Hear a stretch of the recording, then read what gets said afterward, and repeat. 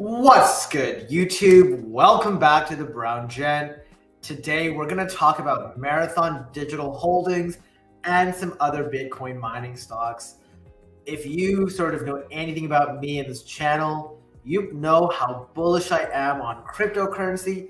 You know how I am looking forward to the long-term future where we see cryptocurrency adoption really become mainstream. There's a ton of things going on. As you know, BlackRock is filing for an ETF, and that is potentially in the works. But at the same time, there's so much else going on, and there's a reality where we can see Bitcoin and other cryptocurrencies potentially replace our financial system, right? And this is a financial system that so many people have sort of wanted and sort of have basically made it very clear that there are issues with it. Now, before we get into sort of what happened with Mara today and sort of where my outlook is going forward, don't forget, hit the subscribe button. I don't know why I put the thumbs up. Hit the like button. Make sure that you share the video with a friend and watch it the whole way through. And also make sure you comment. Let me know what your thoughts are. So a couple of things have sort of happened recently, but the most important one we'll first discuss is really all around Mara. As you know, Mara is my premier choice for Bitcoin mining. There are tons of other stocks where you can sort of get exposure. Some of those stocks include Riot Blockchain. They include Bit Digital, Hut 8, Argo. There's a few others like Sphere, ticker symbol Any. But I really believe sort of in Mara. Mara and Riot are probably the two biggest ones that you want to invest. They're like the diet, they're like the Coke and the Pepsi of the entire ecosystem.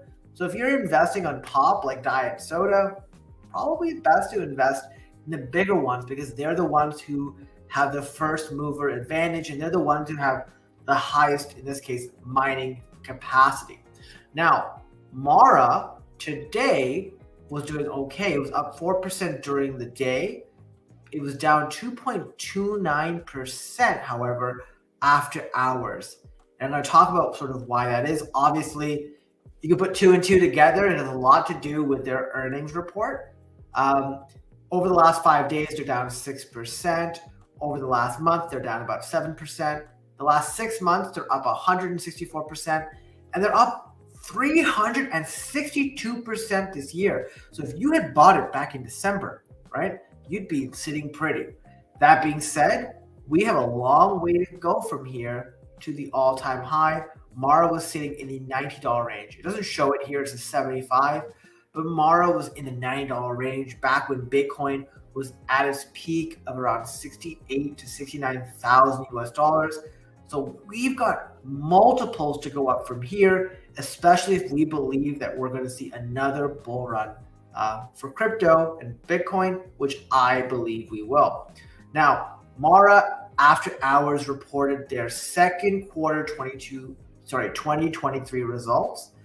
In that, they recorded a net loss of $21.3 million, 13 cents a share. And this is compared to a net loss of $212.6 million or $1.94 per share the same period last year, right? Same period last year, I remember buying Mara at $5 a share. I was flying, I think it was Barcelona. No, it was Madrid. I was flying to Madrid for work for a sort of summit. And I was on the airplane. I had bought the Wi-Fi and I was literally loading up shares of Mara at $5. And I sold pretty much all of them by the time it hit 10. This time is very different. As you know, I've been loading up Mara, for much earlier, around 6, 7, really dug in my heels around 8. And as you know, I put a $20,000 bet. It's already sort of doubled. It's kind of retraced a tiny bit since it went to 20 and back. But I really think we have a long way to go. So let's continue on in this earnings report and sort of why I don't think we have much to worry about. So the revenues were $82 million for the quarter, definitely way above year over year. Their gains on sale on the Bitcoin they sold was about 23.4 million. Company sold 63% of the Bitcoin produced in the quarter to fund operating costs. That's not a problem because the reality is Bitcoin is not doing so bad right now. There's an inherent cost to mining Bitcoin. There's a ton of energy input. There's a ton of sort of getting these new machines sort of up and running. There's the overhead. There's also the repairs and everything else. And you also got staff and stuff like that. What is very interesting is they're still holding on to a bunch of Bitcoin on their balance sheet. And the reason for that is by doing that, they get to sort of invest in the future of Bitcoin, sort of like MicroStrategies and sort of what they're doing, where they hold a ton of Bitcoin, and when Bitcoin goes up, their revenue goes up, right? So I'm not really too worried here. Obviously, Bitcoin production is fantastic. Their exahash is like sort of up 300%, and obviously it makes sense, right? You're producing more Bitcoin by the same rate as your hash rate improvement because there has not been a change to the mining rewards. Those mining rewards changes will happen likely sometime in April with the Bitcoin halving event. Layman terms, if you're not like into this space, basically it means currently the amount of rewards for like mining will be halved as of April. It keeps being halved on regular cycles because there's just not enough Bitcoin remaining, and it's sort of like trickling. It's sort of like there's a half-life to it, right? What is sort of interesting is what Fred Thiel said, who's the CEO and Marathon's chairman of the board. After a strong start to the year, we accelerated our progress in the second quarter by significantly growing our hash rate, improving our efficiency. These are the things you want to look at, right? When you're investing in a stock, it's not just about the short-term results, right? Put yourself in this position, right? Let's say you started going to the gym. Would you start seeing the results going to the gym within a week? Maybe you feel a little better, but you're not really going to see anything. But it's that sort of consistency. It's making sure you're dialing in nutrition. It's making sure you're going in there, lifting the weights, working out really hard, doing it for long enough, and the results will come. Even if someone goes, hey, look, this guy's been going to the gym for like a week, we haven't really seen a change. Well, that's sort of how I see it with Marathon. Like, they are doing all the right things. They just need time. And obviously a bull run will be putting like oil on the fire, right? So them focusing on increasing their mining capacity and improving efficiency, which is reduction in costs, is going to be fantastic for their P&L, right? P&L is profit and loss. In Q2, we grew our energized hash rate 54%. And this is sort of how they improved their uptime, increased their Bitcoin production. They reduced a record 2,926 Bitcoin during the second quarter. Remember, they sold about 63% of that, which is fantastic, which is fine, kind of like hedging. With the progress we reported in July, plus additional installations in early August, their hash rate, blah, blah, blah. We don't need to go into the details. Basically, they're mining much faster. Hey, Angie, welcome. How's it going? Have a good morning. Oh, yeah, it is like 7 a.m., 7:30 a.m. in the UK, right? How's it going? Hey, Robin Hood, how's it going? And they held a sort of webcast and conference call, right? So they are definitely growing their position as leader in the Bitcoin mining space in the quarters ahead. So there's a couple things that we have to look at here, right? So I'm just going to sort of avoid this because we sort of have already talked about it. This is sort of the news that's gotten lost in the sauce. Everyone is just so in the moment. Tons of investors are just hoping for, hey, two things. One, Bitcoin price to just keep going up in a straight line. That doesn't happen. It doesn't. Like, what goes up in a straight line? They usually go up, down tick, up, down tick, up, down tick, or down, up tick, down, up tick. It's never a straight line. There's always bounces in the opposite direction, whether you're long or short on something. But the reality is they're mining more Bitcoin, quarter over quarter. They're reducing their expenses, and it's not too long until the Bitcoin price goes up. That's at least my expectation and the expectation of many others. If we take a look at Mara has had an incredible run up this year. It's definitely my best performing stock, and I really truly believe in it. And this isn't a year where I own Apple and Tesla, both of which have gone like Apple was like 110, 115 at the start of the year.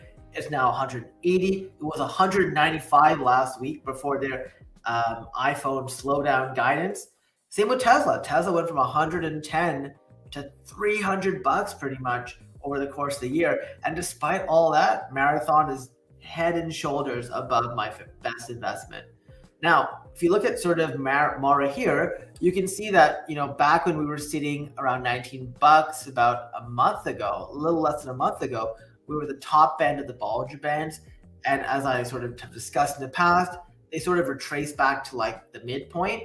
And now it's sort of gone to the other end where it sort of hit 14 bucks, broke the bottom end of this, came below it, and it's now like hovering around that range, especially after hours. So, I think that this is an unwarranted correction, especially since we saw today that the price of Bitcoin has actually sort of done way better, right? So like, let's take a look at this.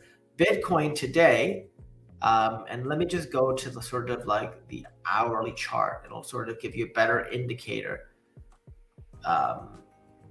Zoom in. So Bitcoin today had actually gone from 28,800 all the way up to 30,200 and come down a tiny bit. But that's a move about like 3 to 4%, right?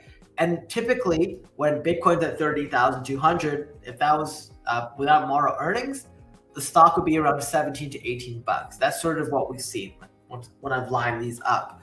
But because of the earnings scare, people are like, oh my God, maybe their earnings aren't as great. Wait just a few more months, wait like 6 months to a year. People are going to be sitting here.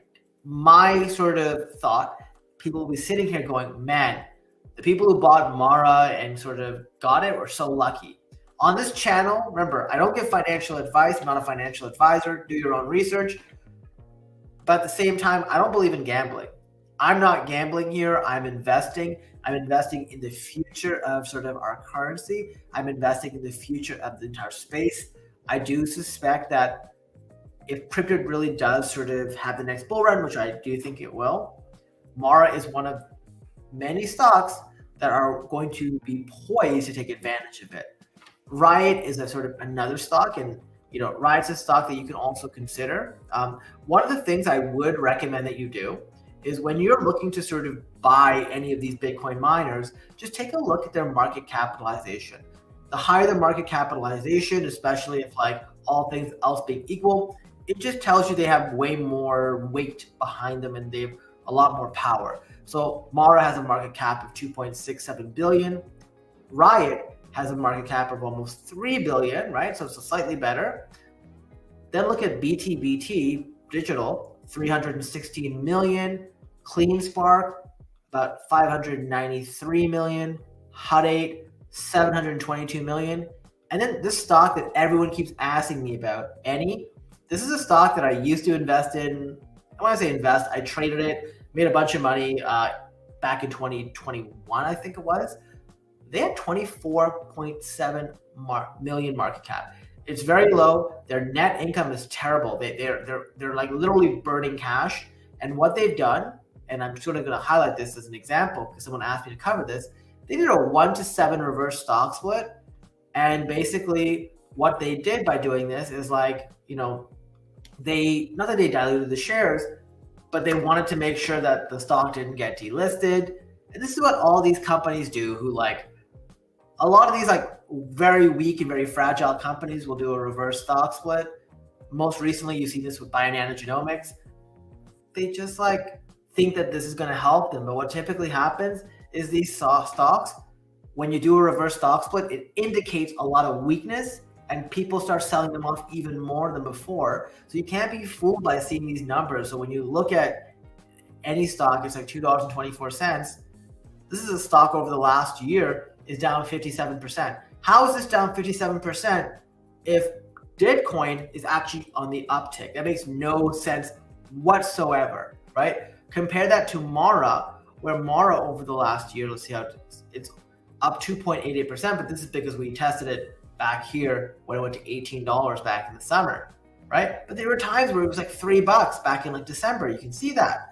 So this is why I try to avoid these small companies. And I would just like, if you truly believe in the space, believe in the alphas, like invest in the Riot, invest in the Maras in the space. Don't focus on the others. Also, I always talk about this. dude, I don't like buying call options. I bought some call options from Mara, but they are expiring in 2025. Most times when I'm buying, most times I'm interacting, with options, I'm selling them. I'm not buying them, because that way you are selling the ability for somebody to gamble. I don't like gambling at all, especially in the short term. I think that's the way you sort of blow up accounts. But yeah, so like it's very interesting. There's two other things I do want to highlight as well related to our bullishness on Bitcoin.